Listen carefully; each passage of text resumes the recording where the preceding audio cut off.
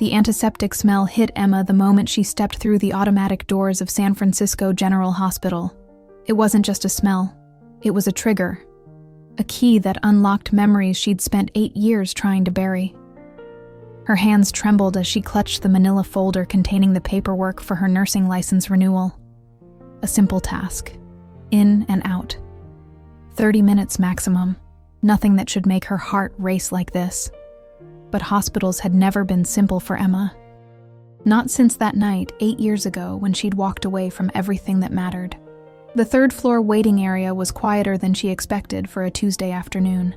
A few people scattered across the plastic chairs, staring at their phones or the muted television mounted on the wall. Emma checked in at the desk, received a number, and found a seat near the window overlooking the city. The fog was rolling in from the bay, swallowing the tops of buildings in gray mist. She pulled out her phone, scrolling through nothing, just needing something to do with her hands. That's when she noticed the little girl. She couldn't have been older than 8, sitting 3 seats away, her legs dangling above the floor. Her hair was pulled into 2 neat French braids, and she wore a pink hoodie with a sparkly unicorn on the front. But it was her eyes that made Emma's breath catch. Honey-colored, bright, and intensely focused on Emma in a way that felt unnervingly familiar. Emma looked away quickly, her pulse quickening. Just a coincidence. Just a kid waiting with a parent somewhere. But when she glanced back, the girl was still staring, and then she stood up. Emma's first instinct was to leave, to grab her folder and walk out before whatever was about to happen could happen. But her body refused to cooperate. She sat frozen as the girl walked directly toward her, each small step deliberate, as if she'd been planning this approach. The girl stopped right in front of Emma's chair. Up close, Emma could see the constellation of freckles across her nose, the way her lips pressed together like she was gathering courage. "My mom used to talk about you," the girl said. Her voice was clear, confident. "She said you weren't really my aunt." Emma's phone slipped from her hand, clattering onto the floor. The sound seemed impossibly loud in the quiet waiting room. She couldn't speak, couldn't breathe. The girl's words hung in the air between them like smoke. The girl bent down and picked up Emma's phone, holding it out. When Emma didn't take it immediately, the girl placed it carefully on the seat beside her. "I'm Olivia," she said, "and I need to know something." Emma found her voice, though it came out rough and uncertain. What do you need to know?" Olivia tilted her head, studying Emma's face with an intensity that seemed impossible for someone so young. "If you weren't my aunt, why did my mom cry over you?" Subscribe now. YouTube prioritizes subscribers, and those who aren't subscribed miss out on future stories. The question landed like a punch. Emma opened her mouth, but nothing came out. How could she possibly answer that? How could she explain 8 years of cowardice, of running, of choosing fear over love? "How do you—" Emma started, then stopped. "What did your mom tell you about me?" "Not much," Olivia said, and for the first time, her confidence wavered. "Just that you were important, that you were—" She paused, searching for the word. "Her person," that's what she said. "Emma was my person." Emma felt tears prickling her eyes. She blinked them back furiously. "Where is your mom now?" "Getting her test results," Olivia said, glancing toward the hallway. "She'll be back in like 10 minutes. She told me to stay here and not talk to strangers." A small smile crossed her face. "But you're not really a stranger, are you?" "I don't know what I am," Emma admitted, the honesty surprising even herself. Olivia reached into the pocket of her hoodie and pulled out a piece of paper, folded into a small square. She unfolded it carefully, smoothing out the creases. It was a drawing, clearly done by an adult, not a child.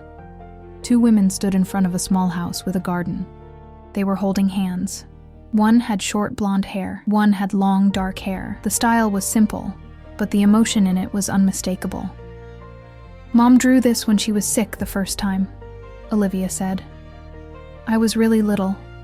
I don't remember it much, but Grandma saved it. Mom calls it her safe place, the house she wants to live in someday." Emma took the drawing with shaking hands. She recognized Sarah's style immediately. The way she drew trees with individual leaves, the careful detail on the windows, the sun in the corner with rays like fingers. "Your mom was sick?" Emma's voice cracked on the words.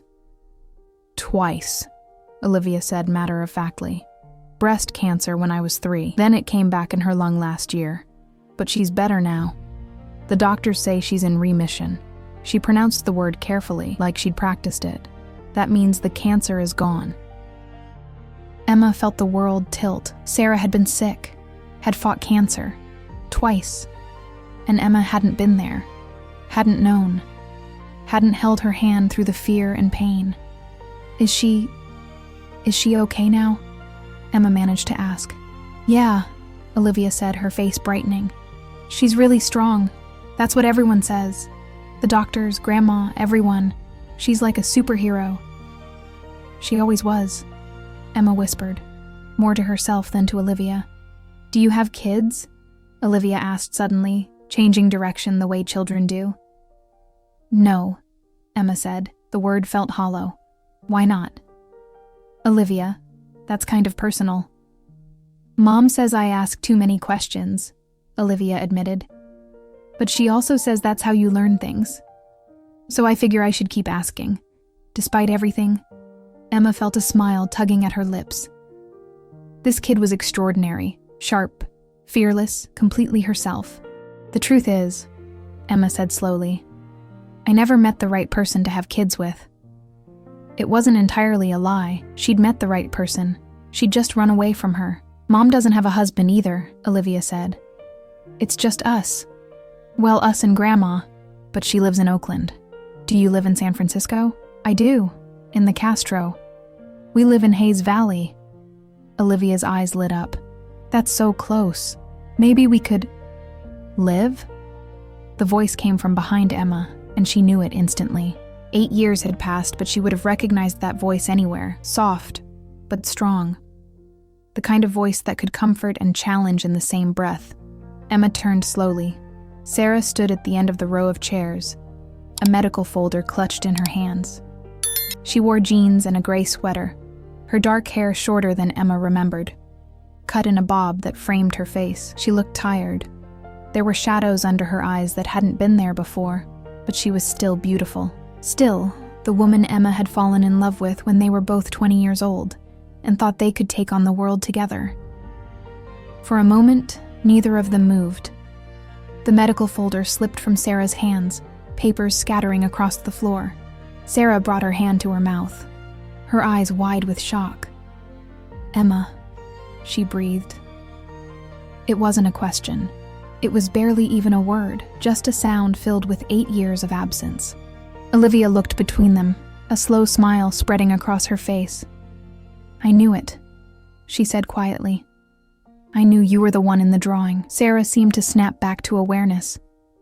"Liv, baby, come here." "But Mom..." "Now, Olivia." The sharpness in Sarah's voice made Olivia's smile fade. She glanced at Emma one more time, then walked to her mother's side. Sarah put her hand on Olivia's shoulder, protective, creating a physical barrier between her daughter and Emma. Emma stood up slowly, her legs unsteady. "Sarah, Don't." Sarah's voice was ice. "Don't you dare." People in the waiting room were starting to stare. Sarah noticed, seemed to remember where they were. She bent down and started gathering the scattered papers with one hand, keeping the other on Olivia's shoulder. Emma knelt down to help. Their hands nearly touched as they both reached for the same paper. Sarah pulled back like she'd been burned. "I didn't know you'd be here," Emma said quietly. "I'm just here for my license. I would never have. But you are here." Sarah stood up, papers clutched messily in her arms. "You're here and you're talking to my daughter, and I need you to leave." "Mom, wait," Olivia started. "Liv, please. Go sit over there for a minute. Mommy needs to talk to this lady." "Her name is Emma," Olivia said stubbornly. "I know what her name is." Sarah's voice cracked. "Please, baby. Just for a minute." Olivia hesitated, then walked a few feet away, just far enough to give them space, but close enough to watch. Sarah turned back to Emma, and for the first time, Emma could see the full weight of emotion in her face. Anger, yes, but underneath it, pain so deep it made Emma want to cry. 8 years, Sarah whispered. 8 years, Emma. No call, no text, no explanation beyond a 3-sentence note. I know, Emma said. I know, and I'm sorry. Sorry? Sarah let out a bitter laugh. You think sorry covers this? Do you have any idea what you did to me? I was scared, Emma said, knowing how pathetic it sounded even as the words left her mouth. You were scared, Sarah repeated flatly. Well, guess what? So was I. I was terrified. Of my family's reaction, of losing my job, of all of it. But I didn't run. I stayed. I fought. I know you did. I was a coward and you were brave, and I've regretted it every single day since. Oh, you've regretted it. Sarah's eyes were bright with unshed tears. That must have been so hard for you, regretting it. While I was going through chemo, while I was raising our daughter alone, while I was lying in a hospital bed wondering if I'd live to see her grow up, the words hit Emma like physical blows. What? Sarah went very still.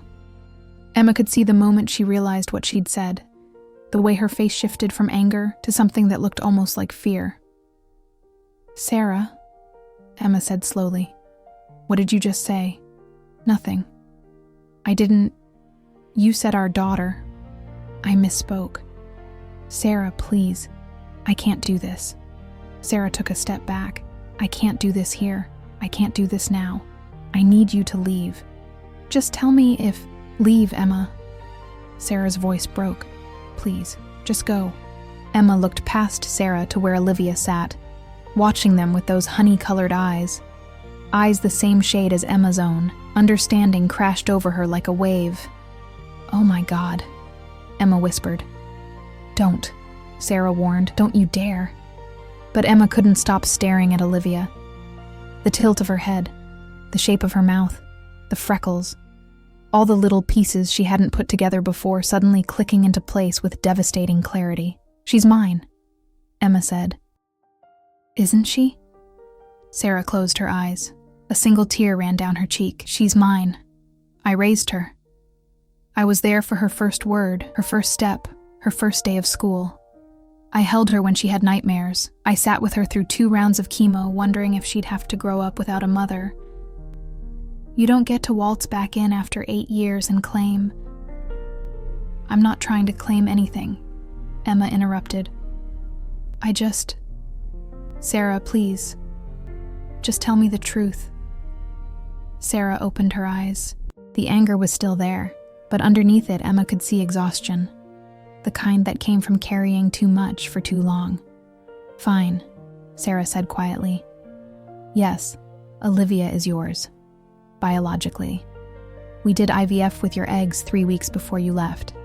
I found out I was pregnant 2 months after you disappeared. Happy now?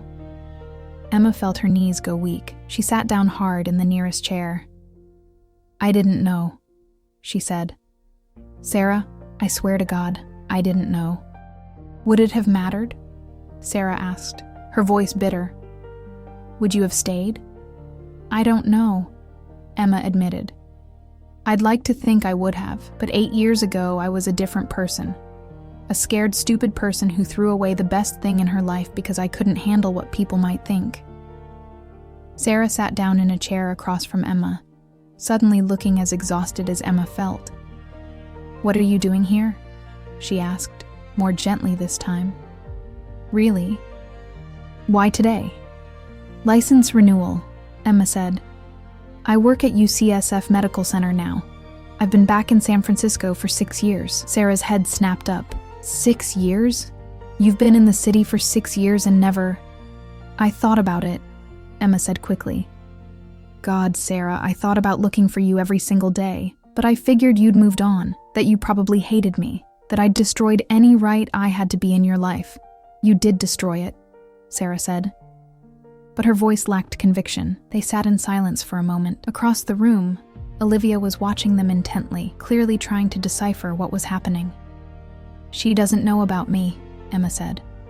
Does she? No, Sarah admitted. I told her she had 2 moms, but that one of them couldn't be here. I thought it would be easier, less confusing. I never expected that I'd literally run into her in a hospital waiting room. Yeah, Sarah almost smiled. That. Sarah, Emma said carefully, I know I have no right to ask for anything. I know I hurt you in ways I can never fix. But Olivia, she deserves to know the truth, and She took a shaky breath. I want to know her, if you'll let me. Sarah was quiet for a long time. When she finally spoke, her voice was barely audible. I don't know if I can do that. I understand. No, you don't. Sarah looked up at her. You don't understand what it's like to watch your daughter's face light up when she talks about having 2 moms someday, knowing that the other mom chose to leave. You don't understand what it's like to explain why some kids have 2 parents and she only has 1. You don't know what it was like to sit in that chemo chair, terrified I was going to die, knowing that if I did, you'd never even know you had a daughter. Emma felt tears running down her face. You're right. I don't understand any of that, but I want to. I want to be here. I know it's 8 years too late, but if there's any chance, I need time. Sarah interrupted. I need to think about this, about what's best for Liv. She's my priority, my only priority. I know. And I respect that. Sarah pulled her phone from her pocket and opened it, typing something quickly. She showed the screen to Emma. It was a contact card with a phone number. Take a picture, Sarah said. But don't call me.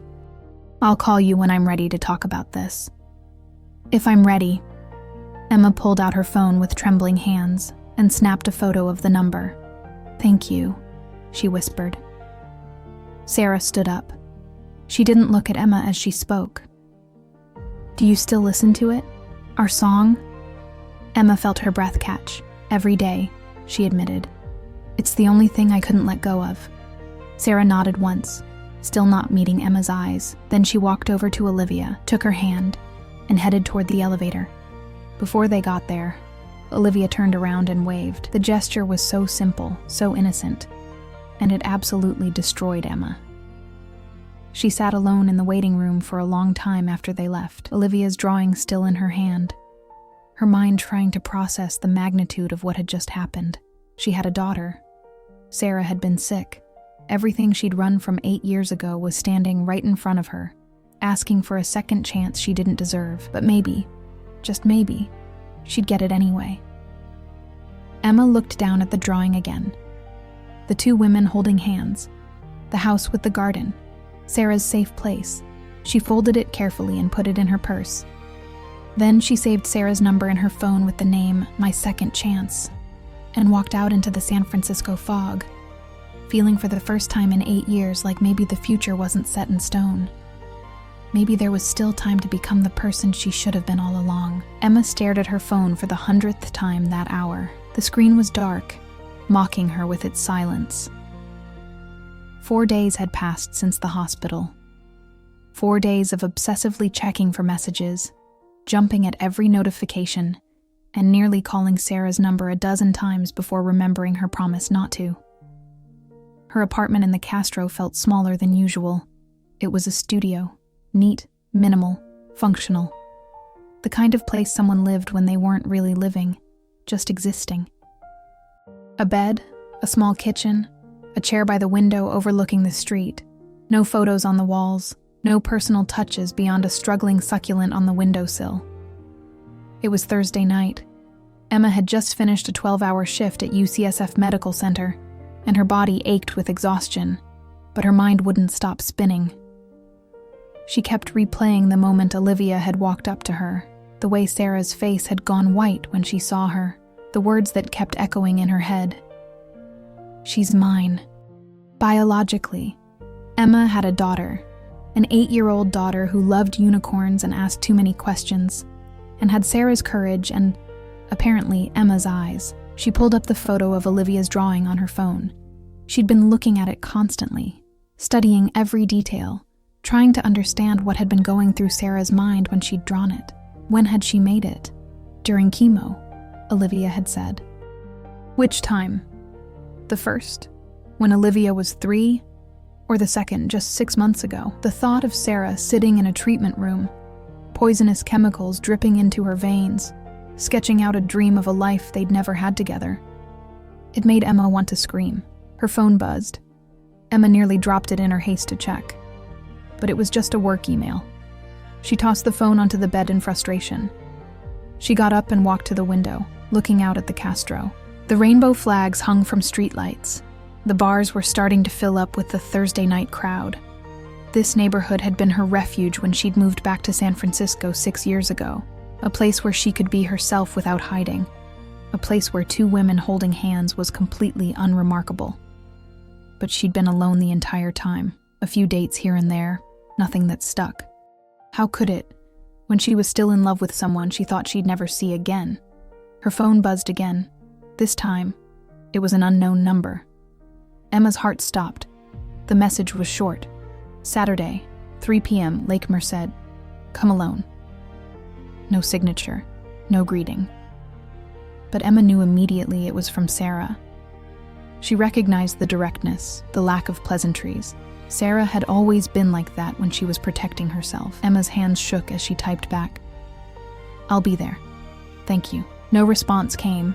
Emma didn't sleep that night, or the next.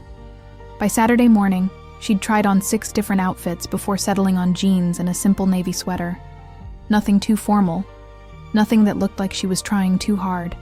Just herself. Whoever that was. She arrived at Lake Merced at 2:45 p.m., 15 minutes early. The park was beautiful. A large lake surrounded by walking paths, with views of the ocean in the distance. Families were out with their kids, joggers circled the water, couples walked hand in hand. It was the kind of perfect San Francisco fall day that made postcards. Emma found a bench near the water and sat down to wait. Every minute felt like an hour. At exactly 3 p.m., she saw Sarah. She was walking along the path from the parking lot, wearing jeans and a green jacket, her short dark hair moving slightly in the breeze. She looked smaller somehow, more fragile than Emma remembered. Or maybe Emma had just forgotten how to see her clearly. Sarah spotted Emma and hesitated for just a moment before continuing forward. She sat down on the other end of the bench, leaving a careful distance between them. They sat in silence for a long moment, both watching the ducks on the water. "Where's Olivia?" Emma finally asked. "With my mom," Sarah said.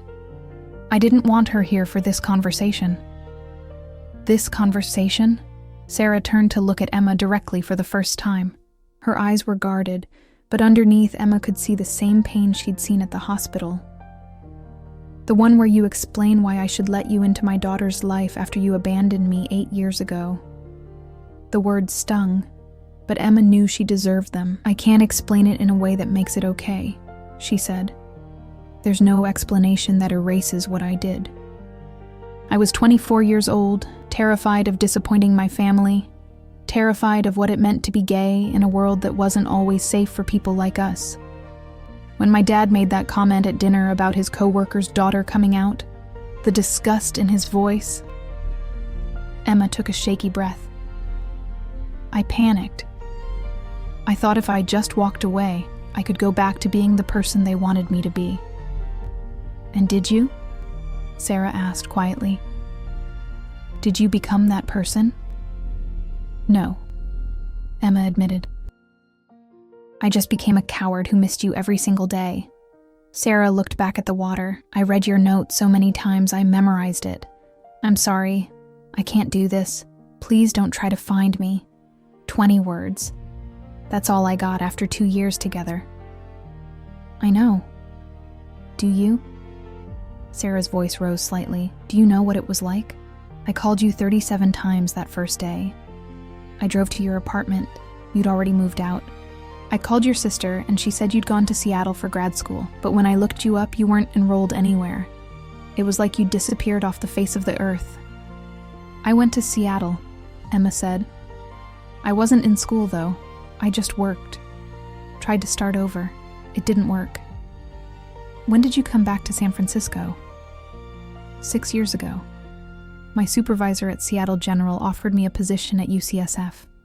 Better pay, better opportunities. But really, I think I was just hoping that being back in the city would make me feel less empty. Did it work? No. Sarah was quiet for a moment. Then, did you date anyone? A few people. Nothing serious. There was one woman, Rachel. We were together for about 8 months. She was great. Kind, smart, patient with me. But she knew my heart wasn't in it. She told me I was still in love with someone else. And she was right. I didn't date anyone, Sarah said softly. After everything.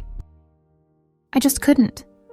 And then I found out I was pregnant, and that became my whole world. Tell me about her, Emma said. About Olivia. Sarah's face softened immediately at her daughter's name. She's amazing, stubborn as hell, too smart for her own good. She taught herself to read when she was 4 because she got impatient waiting for kindergarten. She's obsessed with space, wants to be an astronaut. Last month, she gave a presentation to her 3rd grade class about Mars colonization. Emma felt her throat tighten. She sounds incredible. She is. Sarah's voice was thick with emotion. And she's been through so much. The cancer the first time. I tried to shield her from it, but she was only 3. She knew something was wrong. She'd crawl into my lap during chemo and pat my bald head and tell me I looked like an astronaut. And then last year when it came back, Sarah's voice broke. She was old enough to understand that time. Old enough to be scared. She'd wake up with nightmares that I was going to die. But you didn't, Emma said fiercely. You're here. You survived. Barely. Sarah wiped her eyes. The second time was worse, metastatic. The doctors gave me maybe a 50% chance. I remember lying in pre-op, about to go in for surgery, and all I could think was that Olivia was going to grow up without any biological parents at all. My mom would take care of her, but it wouldn't be the same. And I thought about you. I wondered where you were, if you even knew you had a daughter. If this doesn't deserve a like, I don't know what does. Sarah. Emma reached out instinctively, then stopped herself. I'm so sorry. I should have been there. But you weren't. Sarah looked at her. And I had to accept that. I had to be okay with the fact that Olivia would never know you. I made my peace with it. So why did you agree to meet me now? Sarah was quiet for a long time. When she spoke, her voice was barely audible. Because when I saw you at the hospital, when I saw the way Liv looked at you, there was this recognition in her eyes, like she'd been waiting her whole life to meet you, and she didn't even know it. And I realized that no matter how much I wanted to protect her from being hurt, I couldn't make the decision to keep you away from her. Not without at least trying to understand if you've changed. I have, Emma said urgently. I swear to you, I'm not that scared 24-year-old anymore. I came out to my family 5 years ago. It didn't go well. My dad barely speaks to me. But I did it. I'm not hiding anymore. That's good, Sarah said. I'm glad you found that courage, but being out is different from being a parent. Olivia deserves someone who will show up for her, not someone who will run when things get hard. I won't run, Emma said. Not from her, not from you. Never again. Sarah studied her face. I want to believe you. Then let me prove it. Give me a chance to know her, to be part of her life. I don't expect to just walk in and be called mom or anything like that. I know I haven't earned that. But please, let me try. Sarah pulled her phone from her pocket and showed Emma a photo. It was Olivia in her bedroom, holding up the drawing of the 2 women and the house. She was smiling, gap-toothed and radiant. She hung this on her wall, Sarah said, right next to her bed. And every night since Tuesday, she's asked me when she gets to see the lady from the hospital again. Emma felt tears prickling her eyes. She said that? She knows there's something important about you. Kids are perceptive that way. Sarah put her phone away. I haven't told her the truth yet. I wanted to see you first. To see if I'm worth the risk of getting her hopes up. Basically, yes. Emma took a deep breath. I know I don't deserve this chance. I know I have to earn every single moment with her, but I'm ready to do that work. I'm ready to be the parent I should have been from the start. Sarah nodded slowly. Okay. Here's what's going to happen. Next Saturday, I'm taking Liv to Golden Gate Park. We go every weekend. You can accidentally run into us. We'll spend some time together. Casual, no pressure. Let her get to know you as a person first. If that goes well, we can talk about telling her the truth. Thank you, Emma whispered. Sarah, thank you. Don't thank me yet, Sarah said, standing up. If you hurt her, if you disappear again, I will never forgive you. Do you understand? I understand. Sarah started to walk away, then stopped. Emma? Yeah? Do you still have that Patagonia fleece? The blue one? The question was so unexpected that Emma laughed. I do, actually. It's basically falling apart, but I can't seem to get rid of it. I always liked that fleece, Sarah said softly. Then she turned and walked back toward the parking lot. Emma sat on the bench for another hour after Sarah left, watching the ducks and trying to process everything that had just happened. Sarah was giving her a chance, a real, actual chance to meet her daughter. She pulled out her phone and texted Sarah's number. What time should I be at the park on Saturday? The response came a few minutes later. 10 a.m., near the playground by the Japanese tea garden. And Emma, don't be late. Emma smiled through her tears. I won't be, I promise. Saturday morning, Emma woke up at 5 a.m. even though her alarm wasn't set until 7. She'd barely slept, running through every possible scenario in her head. What if Olivia didn't like her? What if she said the wrong thing? What if Sarah changed her mind? She got dressed, changed clothes twice, then changed back to her original outfit. Jeans, a white t-shirt, and yes, the old blue Patagonia fleece. If nothing else, maybe it would make Sarah smile. Emma arrived at Golden Gate Park at 9:30. A full 30 minutes early, she bought a coffee from a food truck and sat on a bench near the playground, watching families arrive. Parents pushing strollers, kids running toward the swings, the simple, normal moments of weekend life. At 9:55, she saw them. Sarah and Olivia were walking hand in hand along the path. Olivia wore purple leggings and a rainbow-striped sweater, her hair in its signature braids. She was talking animatedly, using her free hand to gesture as she told Sarah some story. Sarah was laughing, her face more relaxed than Emma had ever seen it. They looked perfect together, complete. And Emma was about to insert herself into that completeness, hoping she wouldn't break it. She stood up and started walking casually in their direction, pretending to be absorbed in her phone. Emma? She looked up, feigning surprise. Olivia had spotted her immediately and was already pulling away from Sarah's hand. Hi, Emma said, trying to keep her voice steady. What a coincidence, you're here. Olivia's face lit up. She looked at Sarah. Mom, it's Emma, the lady from the hospital. Sarah smiled, and Emma could see the effort it took. What a small world. Do you come to this park too? Olivia asked Emma. Sometimes, Emma lied.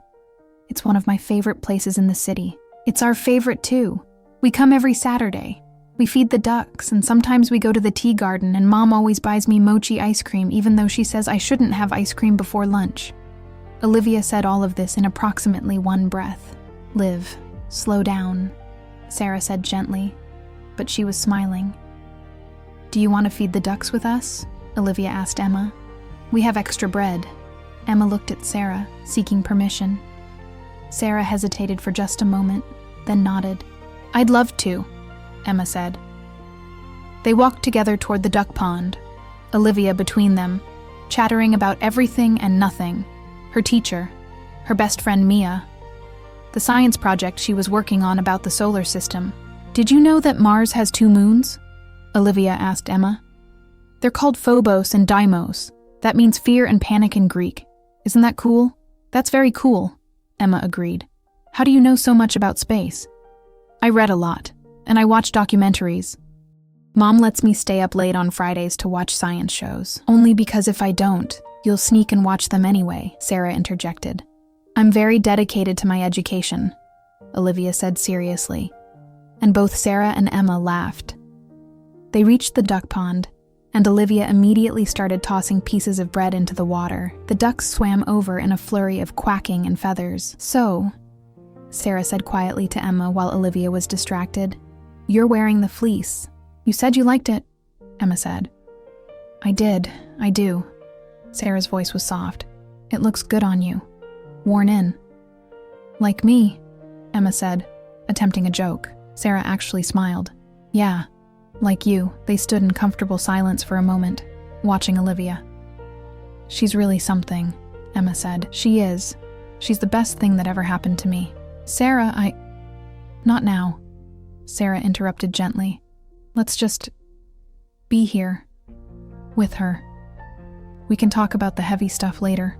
So they did. They spent the next hour just being, walking through the park, listening to Olivia's endless stream of facts and stories, watching her run and play.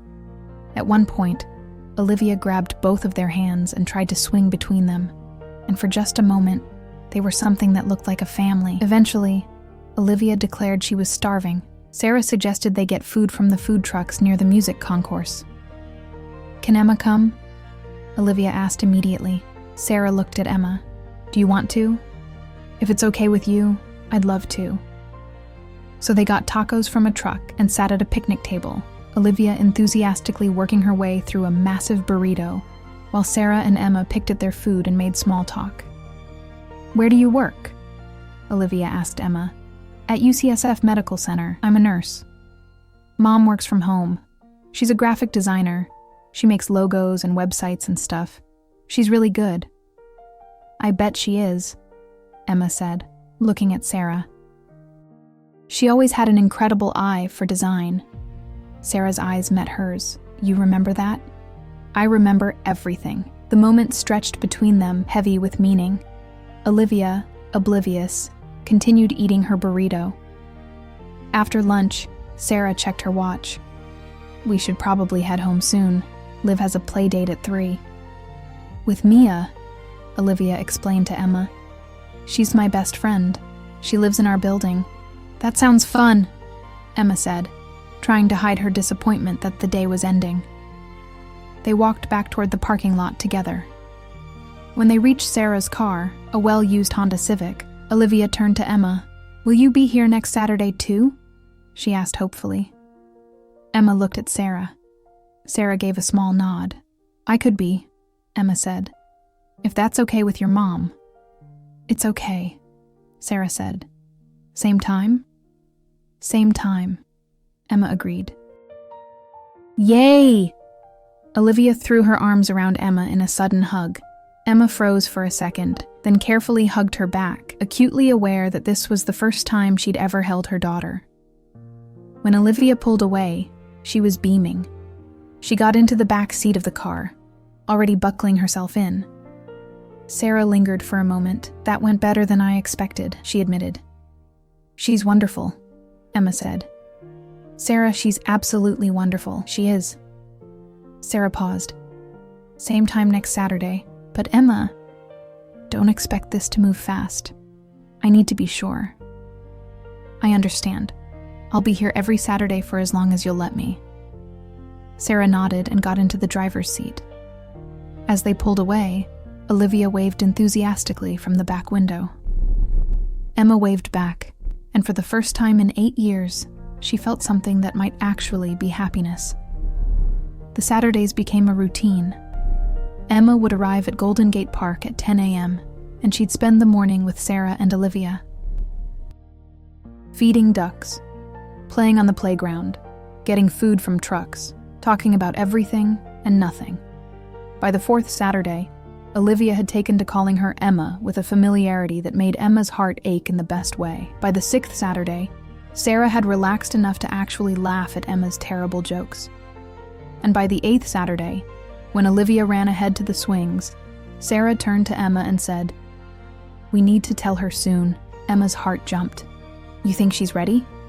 "I think we're running out of time before she figures it out on her own," Sarah said. "She's already asked me 3 times why you're always accidentally at the park when we are." "What did you tell her?" "That you're my friend." which isn't entirely a lie. Are we friends? Emma asked. Sarah considered this. I think we're getting there. You've shown up every week. You've been patient. You've put Olivia first. That counts for something. I want to keep doing that. Showing up. Putting her first. I know. Sarah watched Olivia on the swings. That's why I think it's time.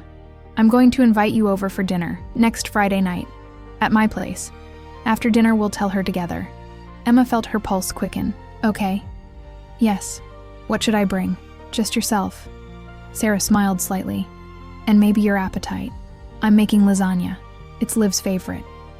That Friday, Emma spent 30 minutes in the wine section of Whole Foods before finally selecting a bottle of red and a bottle of white, unsure which Sarah preferred anymore. She changed clothes 4 times, eventually settling on dark jeans and a soft gray sweater. Sarah's apartment was in Hayes Valley, in a charming building with a red door. Emma pressed the buzzer for 2B, and Olivia's voice crackled through the intercom. Emma, come up. The door buzzed and Emma climbed the stairs, her heart pounding.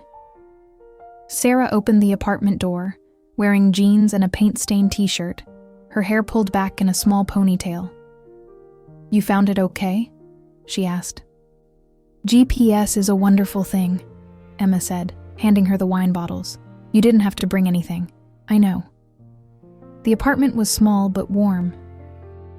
Colorful rugs on the hardwood floors, plants in the windows, art on the walls. Some of it clearly Sarah's work, some of it Olivia's.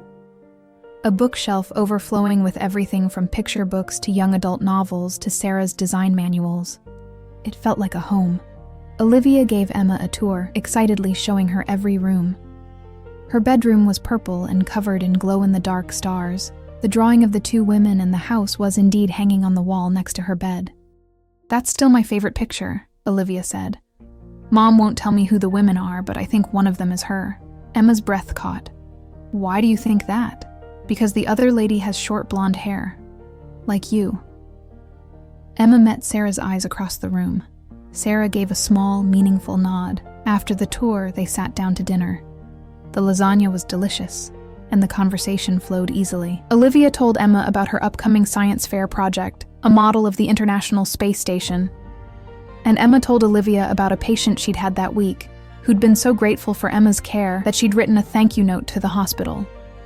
You must be a really good nurse, Olivia said. I try to be. After dinner, Sarah cleared the plates while Emma helped Olivia with her homework at the kitchen table. It was a worksheet about fractions, and Olivia was struggling. I hate math, Olivia declared. Math isn't so bad once you find the pattern, Emma said. Here, look. If you have 1 pizza and you cut it into 8 slices, and you eat 3 slices, what fraction did you eat?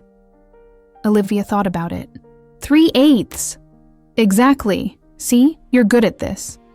Only when you explain it, Olivia said. Mom's good at art stuff, not number stuff. Sarah came back into the room.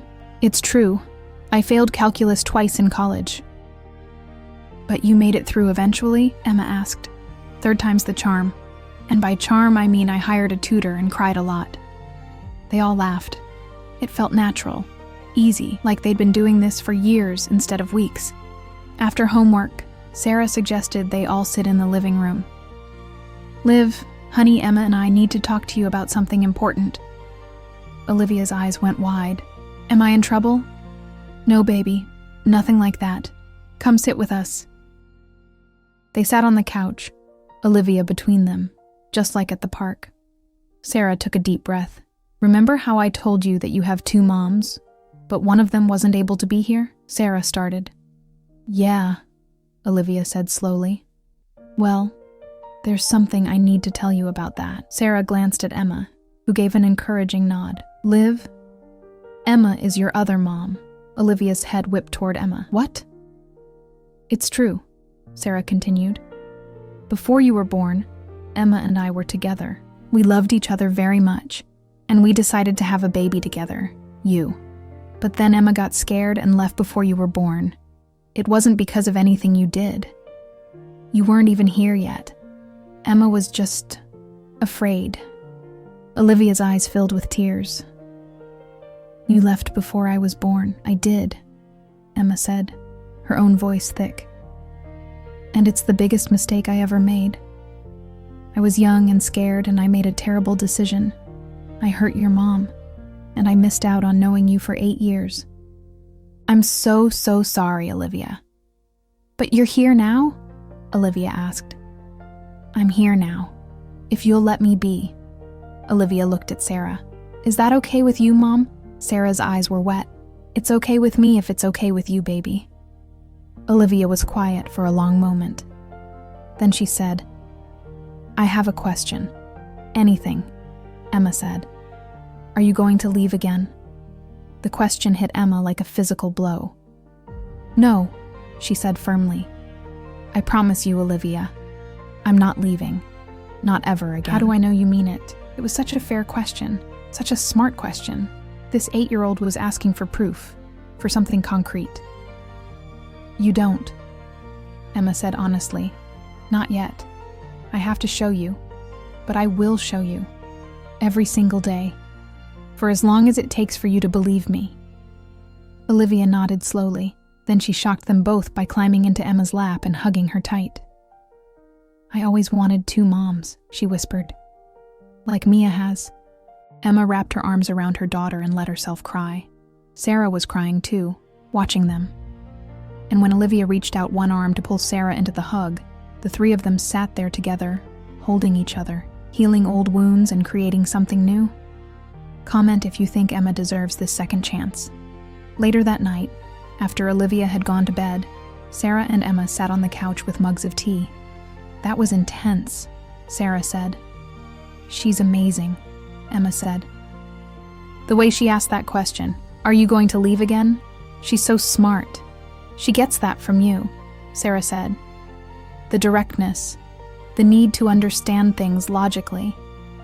She gets her courage from you. They sat in comfortable silence for a moment. So what happens now? Emma asked. Now we take it slow, Sarah said. You can come to dinner once a week, maybe Saturdays in the park and Fridays here. We let Olivia get used to having you around. And us? Emma asked carefully. What about us? Sarah looked at her. I don't know yet. I know I don't hate you anymore. I know that watching you with Olivia these past weeks has been good. But Emma, you broke my heart. That doesn't just heal overnight. I know. I'm not asking for that. Emma took a breath. I still love you. I never stopped. And if there's any chance, someday, that we could... Don't, Sarah interrupted softly. Not yet. Let's focus on Olivia for now. The rest, we'll figure out when we're ready. Okay, Emma agreed.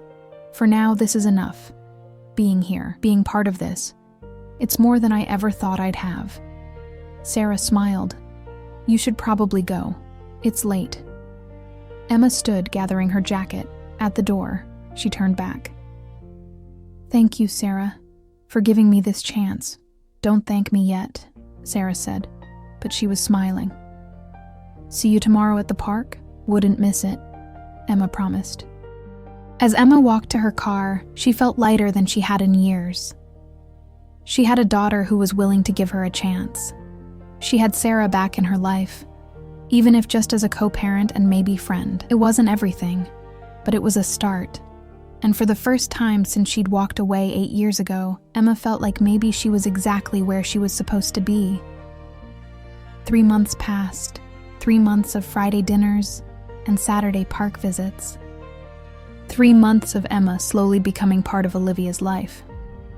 Homework help, bedtime stories, the occasional weekday pickup from school when Sarah's work ran late. 3 months of Emma falling more in love with her daughter every single day, and 3 months of carefully circling around the thing that neither Emma nor Sarah wanted to name. It was a Sunday in January when everything shifted. Sarah had texted Emma that morning. Liv is at my mom's for the day. Can you come over? We need to talk. Emma's heart had dropped.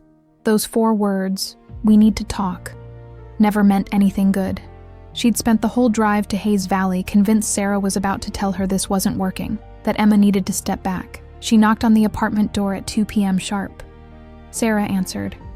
wearing soft gray sweatpants and an oversized sweater, her hair down for once instead of pulled back. She looked vulnerable, young, like the girl Emma had fallen in love with all those years ago. "Hey," Sarah said, "come in." The apartment felt different without Olivia's energy filling it. Quieter, more adult. Sarah had made coffee. They sat on the couch, and Emma prepared herself for the worst. "I've been thinking a lot," Sarah started. "About us. About what this is." "Okay," Emma said carefully. "When you came back into my life, I was so angry. I wanted to hate you. I tried to hate you." Sarah looked down at her coffee mug, but watching you with Olivia these past months, seeing how hard you're trying, I realized something. Emma's heart was pounding. "What did you realize?" "That I never actually stopped loving you either." The words hung in the air between them. Emma couldn't breathe. "Sarah." "Let me finish," Sarah interrupted. "I never stopped loving you, but I'm also terrified, because you hurt me, Emma. You really hurt me. And I have Olivia to think about now. If we try this, if we actually try to be together and you get scared again." "I won't," Emma said urgently, setting down her mug and turning to face Sarah fully. "I swear to you, I won't. I know I can't prove that with words. I know I have to show you. But Sarah, I have spent 8 years regretting the worst decision of my life. I'm not making that mistake again." "How can you be sure?" "Because I'm not afraid anymore," Emma said. "I came out to my family. I lost my dad over it, and it hurt. But I did it anyway. I live in the Castro. I have pride flags in my apartment. I march in the parade every year. I'm not the same person who ran away from you." Sarah's eyes were wet. "I want to believe that." "Then believe it," Emma said. "Or don't. Not yet, but let me keep showing you. Let me keep proving it." "I'm scared," Sarah whispered. "So am I," Emma admitted. "I'm terrified that I'll mess this up somehow. That I'll say the wrong thing or do the wrong thing or not be enough.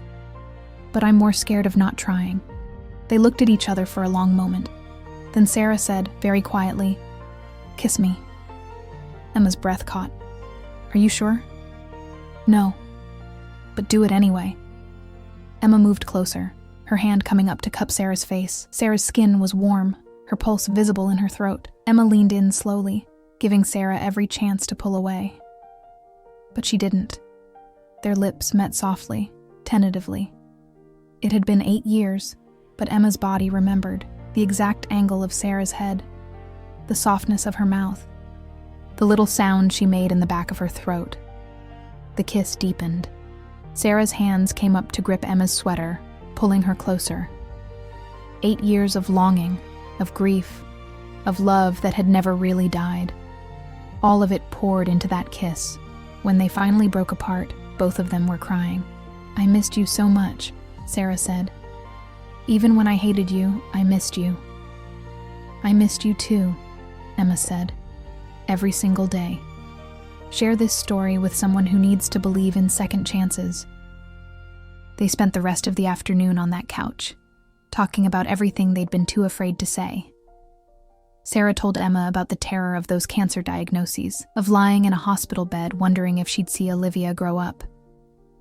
Emma told Sarah about the relationships that had never worked, the therapy she'd finally started, the slow process of learning to forgive herself.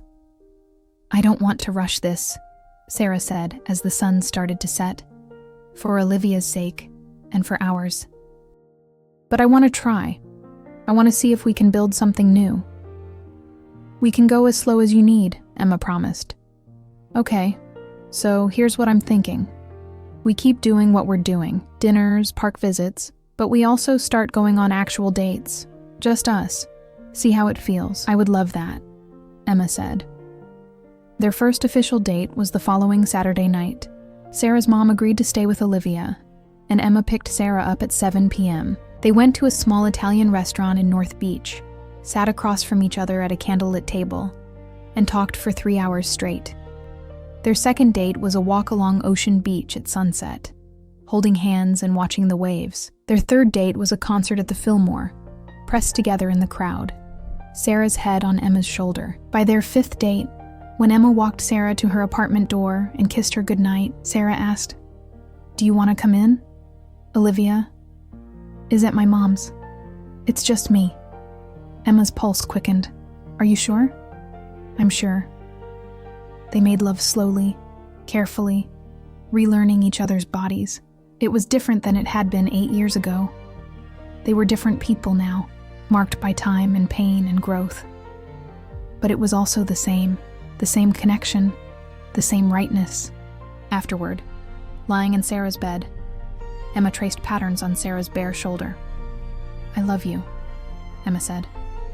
"I know it's too soon to say it, but I do. I never stopped." "I love you too," Sarah admitted. "I tried not to. I really tried." "I'm glad you failed." Sarah laughed, that full-body laugh Emma had missed so much. "Me too." By month 4, Emma was spending more nights at Sarah's apartment than her own. By month 5, they'd sat Olivia down and explained that they were together now, really together. Olivia had just looked at them and said, "Finally. Mia said you were obviously in love like 3 weeks ago." By month 6, Emma gave up her studio in the Castro and officially moved into the Hayes Valley apartment. It was tight. Olivia's room, Sarah's room, Sarah's makeshift office in the corner of the living room. Emma's things slowly integrating into the space. But it worked. They became a family, real and messy and imperfect and perfect all at once. 1 year after that day in the hospital, Emma was helping Olivia with her homework when Sarah came home with a strange look on her face. "I found something," she said. "You both need to come see this." They piled into Sarah's car and drove to the outer sunset to a quiet residential street near the ocean. Sarah parked in front of a small house with a "for sale" sign in the overgrown front yard. "It needs work," Sarah said. "Like, a lot of work, but look at it." Emma looked, and her breath caught. It was exactly like the house in Sarah's drawing. The same layout, the same front porch, the same basic bones. Even the garden space in the front, currently overrun with weeds, but full of potential. "Oh my God," Emma whispered. "Is that the house from your drawing, Mom?" Olivia asked. "It could be," Sarah said, "with some fixing up." "What do you think? Can we afford it?" Emma asked practically. "Barely. Maybe. It's a short sale, and it's been on the market for 6 months because it needs so much work. But I ran the numbers. If we pool our savings and both of us keep working, then let's do it," Emma said. "Really? Really? Let's buy the house. Let's make your safe place real." They went to look inside. It was a disaster. Old carpet, peeling paint, a kitchen that looked like it hadn't been updated since 1975. But it had good bones. Hardwood under the carpet, high ceilings, natural light. "I can see it," Sarah said, standing in the middle of the living room.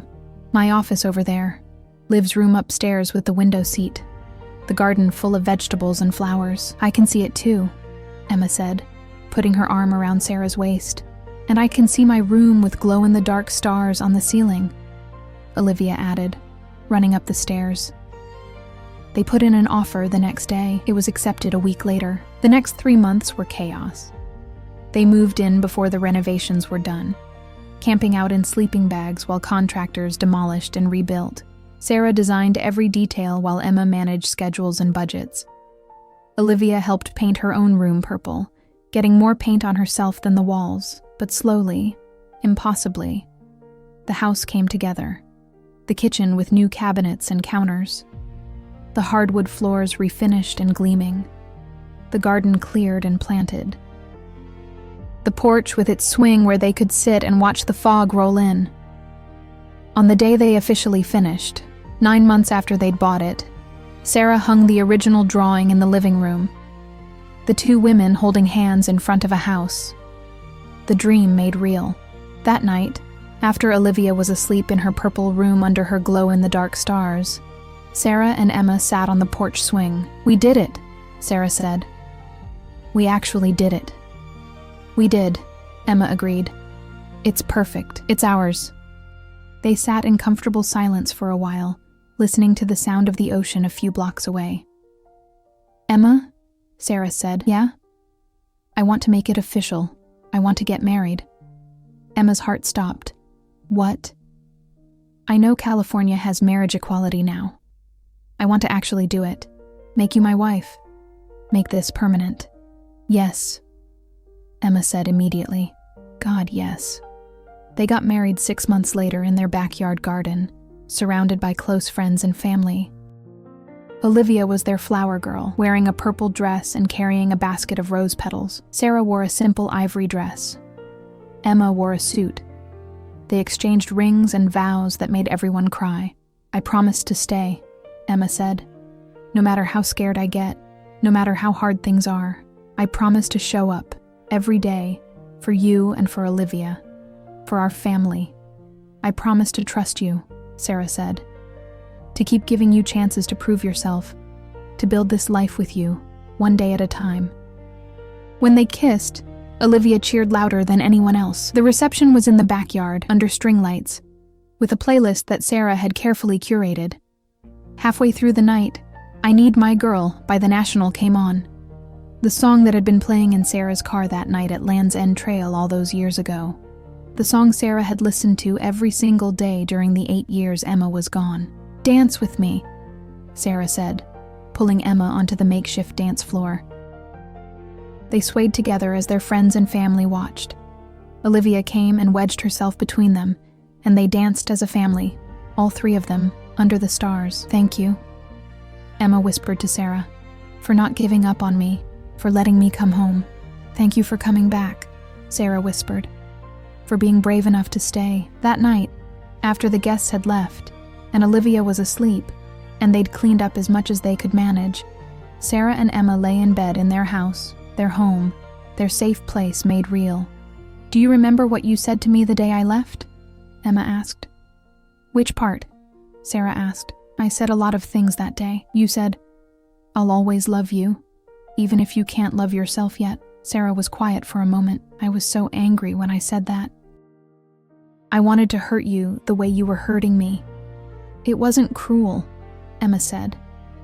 "It was true, and it was the thing I needed to hear, even if it took me 8 years to really understand it." "And now?" Sarah asked. "Do you love yourself now?" Emma thought about it, about the journey from that terrified 24-year-old who couldn't accept herself to the person she was now, married, a mother, living openly and proudly in a city she loved. "I'm getting there," Emma said, "with you helping."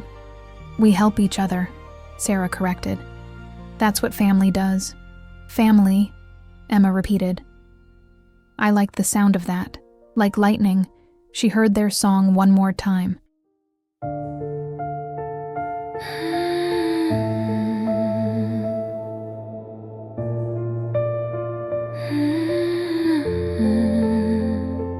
It smells like hospitals,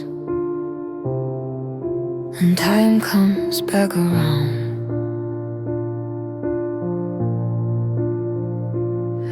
White corridors, names without sound, a paper to sign, a love I left behind. I came to close a chapter, not to feel, but your story found me, made it real. Even if I'm shaking, I won't leave, I'm staying. Clean mix into true, and I saw the truth. There was a house still waiting, and I never knew how to get through. That house, the house